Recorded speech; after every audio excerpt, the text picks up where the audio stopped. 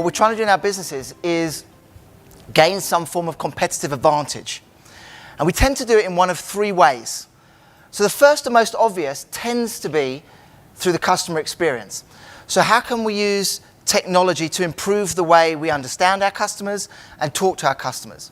The second way is through operational systems and processes. Can we make that flow easier internally? And can we gain a competitive advantage from that?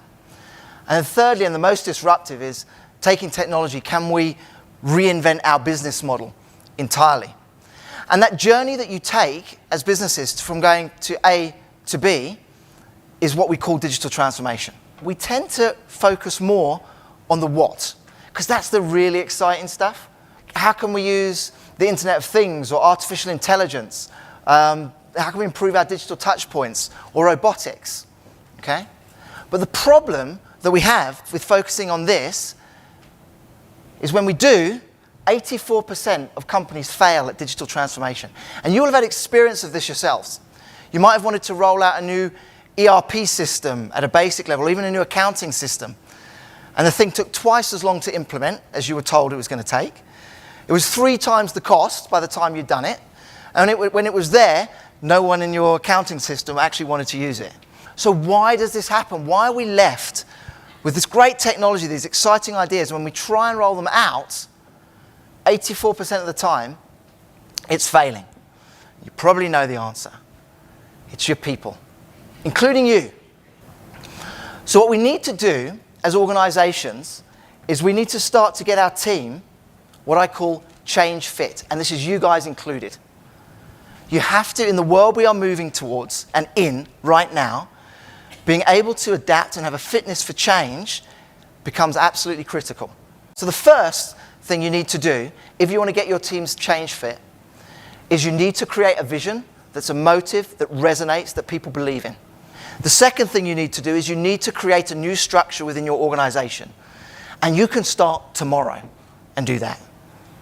Just don't put them under the same rules. The people that you do, don't give them the same rules that you give for the rest of your business. You've got to allow them, as Dave was saying, to fail, to laugh about it, to try something new, to fail, to laugh about it, to try something new, to succeed. You have to give them that. So the third area is taking away your expectation that your team is just going to be able to do this new thing in digital. You have to invest the time, the money, and really believe that doing that is going to help your team to get to where they need to be. And that's about digital skills. Okay? And it's at different levels, depending on where your business is at. You know, in some cases, it might just be using Microsoft better.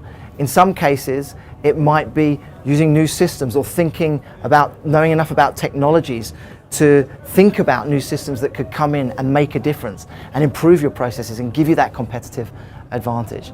So I think the third area is arguably one of the most critical. If you are not willing to put your time and your money into your people, then it's not going to make it. It's not going to make the difference. The fourth thing is leadership and leadership's responsibility. The problem with hierarchies, and I'm not the first person to say this, you can read most Harvard Business Reviews about this, is that they're built to create managers, great managers, not great leaders. And in times of change, you need great leaders. You need people that can set those visions, that are willing to take risks, that are willing to lose a bit in order to gain. Now that's not a manager. A manager's about keeping the efficiency going of the hierarchy in the system, right? So there is a lot of importance and emphasis that needs to be given to those leaders. And they need to go through a learning process themselves. They need to become digital leaders. Okay? They need to understand how technology can help to improve their business. They need to understand how they need to change their behaviors that will enable their team to change their behaviors.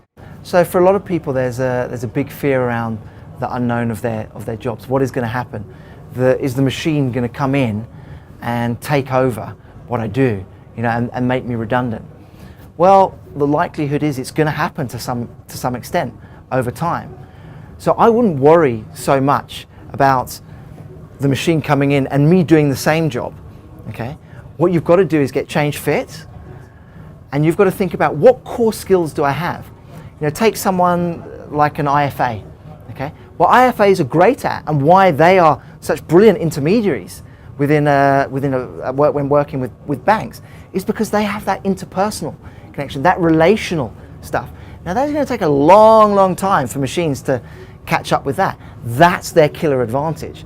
It just might not be in the same context of the role in which they do it now. So what they're going to do is, I mean, the jobs that exist now are more than likely not going to exist in the future, but other jobs will come up. And I have a feeling myself that a lot of those jobs are going to rely more on the relational type people and the creative people than anyone else.